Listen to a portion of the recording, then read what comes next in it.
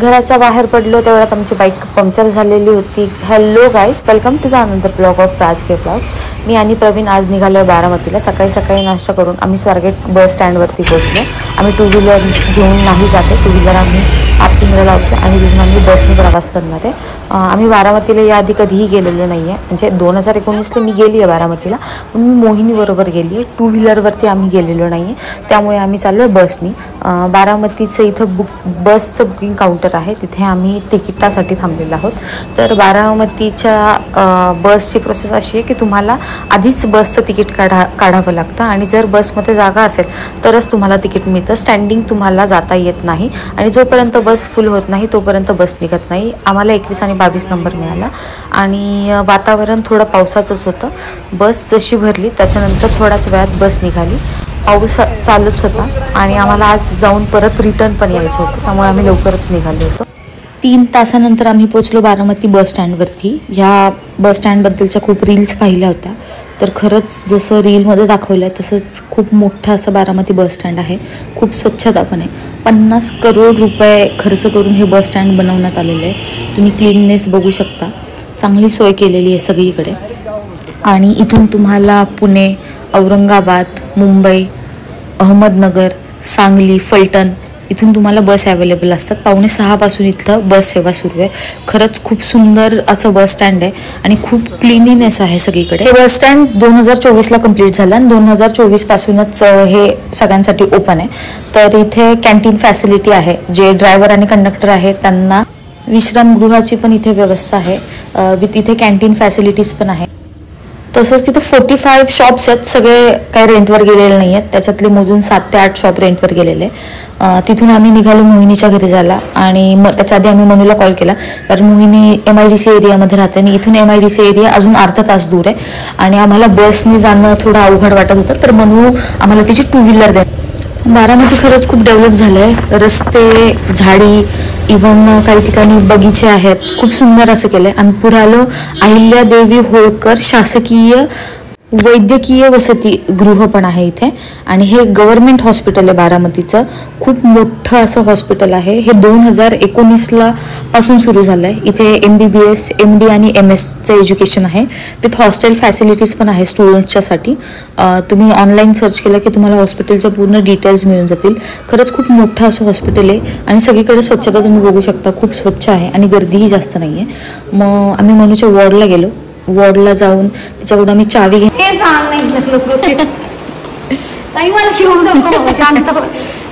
राष्ट्रीय वैद्यकीय आयोग आणि जागतिक आरोग्य संघटनेकडून या हॉस्पिटलला मान्यता आहे. 27 एकरमध्ये हे मेडिकल कॉलेज आहे. खूप मोठा कॅम्पस आहे. पार्किंग वगैरेची चांगली सोय आहे. मनूची गाडी घेऊन आम्ही आता कठफळ्याला निघालो आहे MIDCच्या एरियाकडून. मनूकडे बस स्टॉपपासून मनूकडे यायला आम्हाला फक्त 10 मिनिटं लागले, पण आमच्याकडून रिक्षावालीने 150 रुपये घेतले. विचार आला की अरे पुण्यामध्ये जर ह्या डिस्टन्सला जायचं असतं शेअरिंगच्या रिक्षाने गेला असतो, जास्तीत जास्त 20-20 रुपये त्यांनी घेतले असते, पण त्यांनी आमच्याकडून 150 रुपये घेतले. बिकॉज जाताना त्यांना आम्ही एक कस्टमर आहे, पण येताना त्यांना कोणीच कस्टमर मिळत नाही, रिकामं यावं लागतं, म्हणून त्यांचा थोडा पुढेच आम्हाला मोहिनीचा भाऊ भेटला. आधी मोहिनी कटफळ गावामध्ये राहत होती जेव्हा मी तिच्या घरी गेले 2019ला, पण आता 2 वर्ष झालं ते इकडे शिफ्ट झालेले आहेत MIDCच्या एरियामध्ये. आता मोहिनीची रिॲक्शन काय आम्हाला पाहून, कारण आम्ही तिला सांगितलं नाही, आम्ही सरप्राईज द्यायला आलो आहे.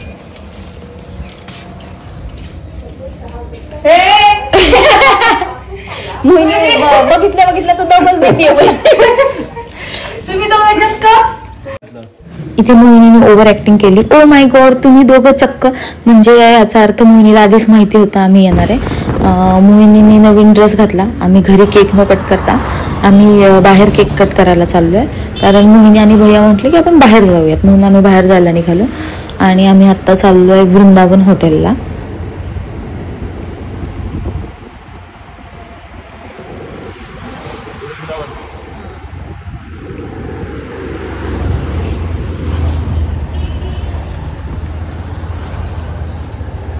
तिथूनच 10 मिनिटाच्या अंतरावर वृंदावन हॉटेल म्हणून आहे.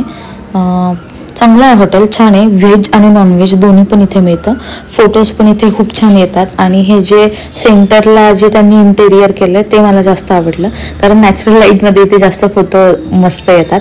आणि पाठीमागे टेंट होते आणि फोटोमध्ये हे खूप भारी दिसतं. पाठीमागे असं वाटतं की आपण आउट ऑफ कुठेतरी आहोत आणि खूप छान वातावरण पण होतं. काही गर्दी वगैरे नव्हती आणि थंड हवा वगैरे लागत होती. प्रत्येक टेंटमध्ये फॅन पण अवेलेबल आहेत.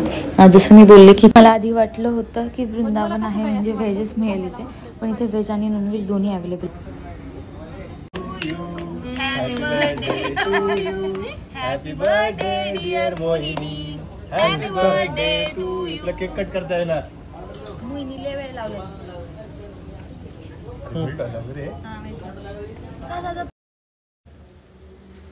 केक कट केला, थोडा वेळ फोटो सेशन वगैरे आमचं चालू राहिलं आणि ते सगळं झाल्यानंतर आम्ही मेन कोर्सला ऑर्डर दिली. ऑलरेडी 4:30 वाजून गेले होते आणि खूप उशीर झाला होता जेवण करायला. आम्ही 2 फिश थाळी सांगितल्या, 1 चिकन थाळी सांगितली आणि 1 बिर्याणी सांगितली. आम्हाला वाटलं होतं की पण मे बी जेवणाचा वेळ निघून गेला होता आणि थोडं लेट झालं होतं, त्याच्यामुळे पूर्ण जेवण गेलं नाही आणि बरंचसं अन्न वायाला गेलं. कारण भाकरी पण खूप मोठ्या होत्या, लाईक पराती एवढी एक भाकर होती आणि त्याच्यामुळे जास्त काही जेवण नाही गेलं. थोडा वेळ आम्ही तिथे बसलो, इकडे तिकडे फिरलो आणि मग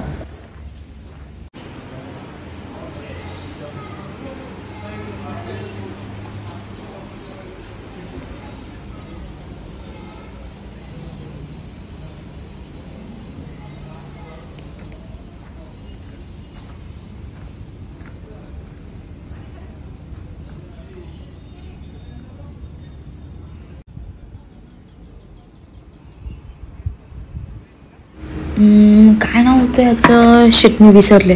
बारामतीचं आठवत नाही आहे मला सध्या. ठीक आहे, वॉट एव्हर. हां, बारामतीचा सनसेट पॉईंट. मग आम्ही आलो सनसेट पॉईंटला. ह्याला सनसेट पॉईंट म्हटलं जातं. इव्हिनिंगला इथून व्ह्यू खूप चांगला दिसतो आणि हा तलाव बांधलेला आहे. आम्ही खूप उशीरपर्यंत नाही थांबलो कारण की आम्हाला रिटर्न यायचं होतं. मग आम्ही आलो इथे 5:30 वाजता अराऊंड. 5:30 वाजता येऊन आम्ही बड्डे गर्लला लाईनीत थांबवला आणि आम्ही बसलो. थोडा वेळ बसून मग आमची बस आली आणि आम्ही बसमध्ये चढलो. आमची ऑलरेडी एक बस मिस झाली कारण की लास्ट तिकीट एका व्यक्तीने घेतला आणि तो लास्टचा होता. मग आम्हाला अजून थोडा वेळ वेट करायला लागलं आणि मग थोडा वेळ वेट करून